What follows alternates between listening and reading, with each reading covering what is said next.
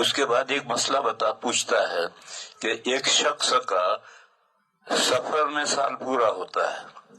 پھر وہ ایک ایسے کاروبار میں شریک ہوا جس کاروبار کا سال رمضان پر پورا ہوتا ہے، بس اب یہ اپنا سال بجائے سفر کے رمضان پر لے جانا چاہے تو لے جا سکتا ہے، نہیں لے سکتا ہے؟ یہ سوال ہے کہ کون سے رمضان پر لے جانا چاہتا ہے؟ سفر سے پہلے جو رمضان گزر گیا وہاں لے جانا چاہتا ہے، یا سفر کے بعد جو رمضان آئے گا وہاں لے جانا چاہتا ہے؟ اگر سفر سے پہلے جو رمضان گزر گیا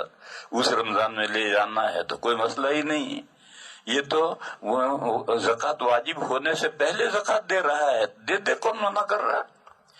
اور اگر سفر کے بعد جو آئے گا 8 مہینے کے بعد جو رمضان آئے گا وہاں لے جانا چاہے تو پھر اب جو یہ زائد زمانہ اس کی زکوٰۃ الگ سے دینی پڑے گی۔ یہ سفر زکوٰۃ ادا کرتا تھا، آگے جتنے مہینے ہیں ان کی زکوٰۃ ان کا بھی حساب کر کے زکوٰۃ دینا ہو، تو آگے رمضان میں لے جاتا ہے تو مسئلہ کھڑا ہوتا ہے، اور اگر پچھلے رمضان پہ لے جاتا ہے تو کوئی مسئلہ ہی نہیں۔